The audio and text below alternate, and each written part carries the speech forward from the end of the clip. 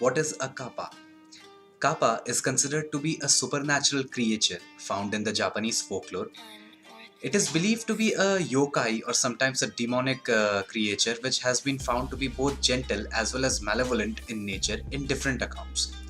Described in appearance to be as high as a child, a kappa is said to be an amphibian humanoid creature dwelling mostly in and around water bodies like rivers, lakes, and ponds. In appearance, to have a beak-like mouth, sometimes scaly and sometimes furry skin with a tortoise-like shell on its back, with webbed hands and feet.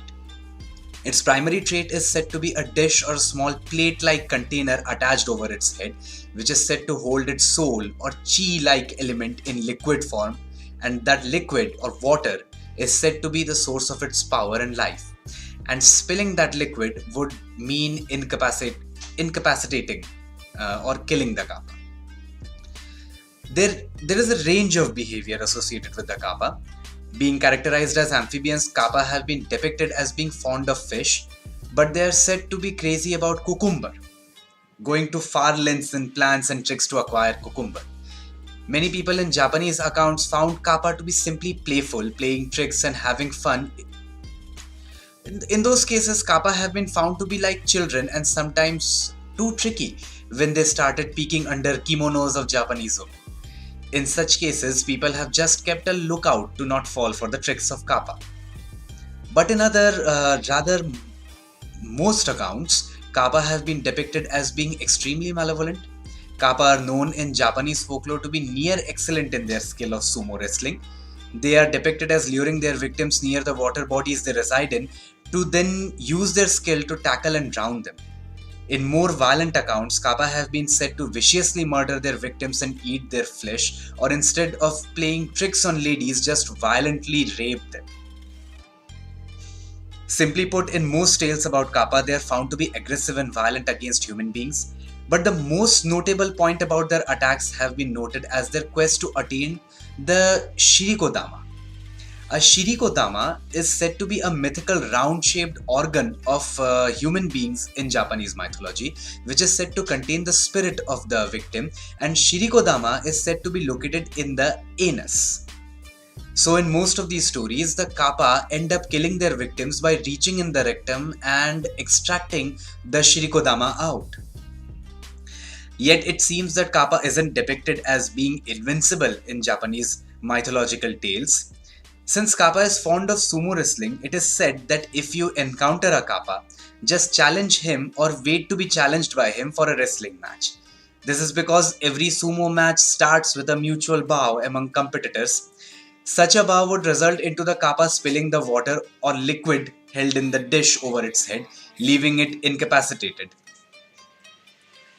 Similarly, there is also another theory that kappas are obsessed with politeness.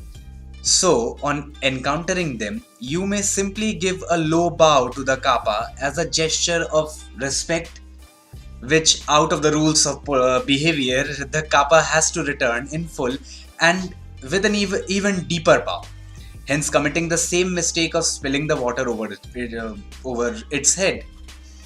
But most Japanese don't wait to be face to face to a kappa.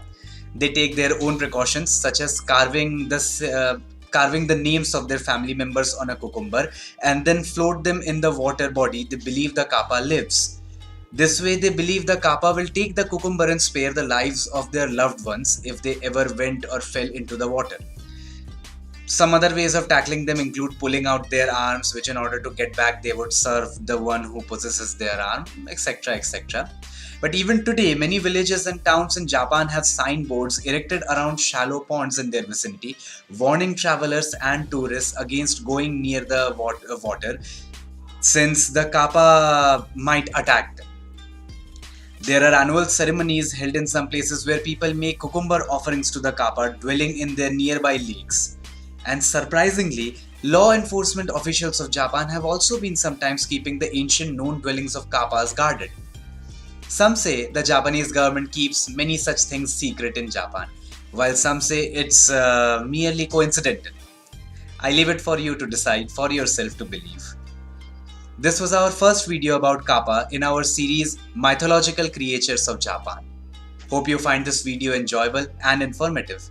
If you do, make sure to like our video and subscribe to our channel to stay updated about our latest uploads.